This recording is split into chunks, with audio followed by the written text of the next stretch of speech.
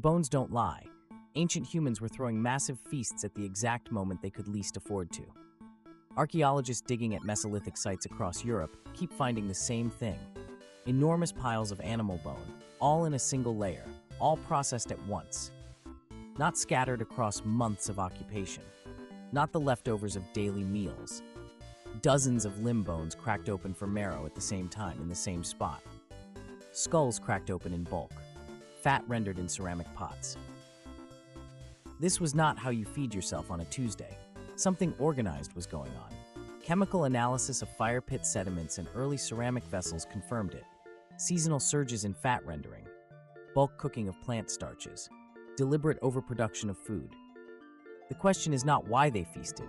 The question is why they feasted precisely when food was hardest to find. At sites like Karana 4 in Jordan and Starkar in northern England, the bone assemblages tell a very specific story. Multiple animals processed at the same moment by multiple people working together. Marrow extraction is labor-intensive. You crack the bone, scoop the fat inside.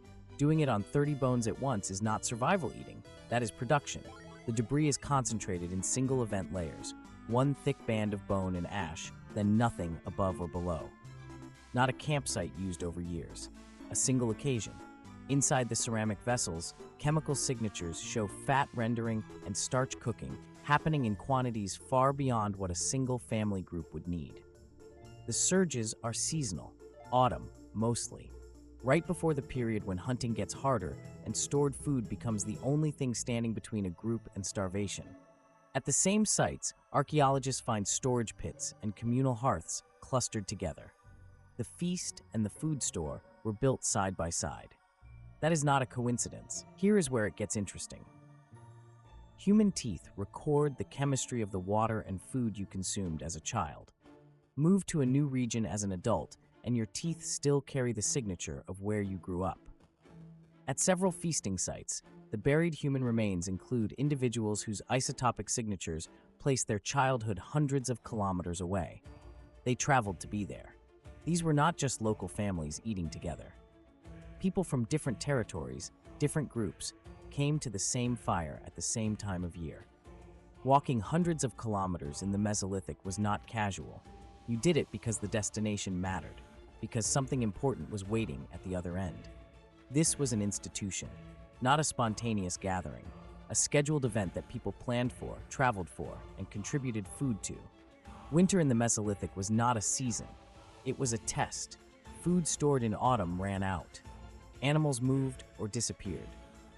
Groups that had eaten well in October were hungry by February. Hunger fractures groups. When there is not enough, people stop sharing. Alliances break. The social bonds that make cooperative hunting and collective defense possible start to dissolve. The feast solved this before it started. You gather in autumn when food is still available. You cook in bulk, you eat together, and you leave with obligations to the people who fed you. Groups that had a good season shared with groups that had a poor one, not out of generosity alone, out of calculation. Because next year the situation might be reversed. The feast was a contract written in calories. You show up, you contribute, you eat, and when your stores run low in January, you have somewhere to turn.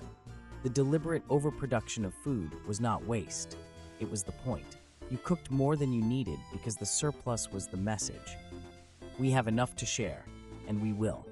Shared consumption at the moment of greatest risk is not a celebration. It is a demonstration. We are still one group. We still hold together. The lean season has not broken us yet. Here's what the bone record is actually telling us. The organized feast is not a luxury that appeared after humans got comfortable. It is one of the oldest social technologies we have evidence for. Like fire, like the needle, like the storage pit. The feast was a tool. It solved a specific problem that individual effort alone could not solve. The groups that figured this out early had a measurable advantage. They survived lean seasons that broke other groups apart. Their sites show continuous occupation. Others simply vanish from the record. Every culture on Earth organizes large communal meals around the same time of year, late autumn, the edge of winter. The calendar changed, the impulse did not. The next time you sit down to eat with people you did not grow up with, at a table someone else set, with food someone else prepared, that is not a modern custom. That is a 10,000-year-old survival strategy. The bones in the ground are 10,000 years old. The behavior they describe is still running in every one of us. Humans feast when things get hard because that is precisely when it matters most. If this changed how you think about your ancestors, subscribe. There is a lot more where that came from.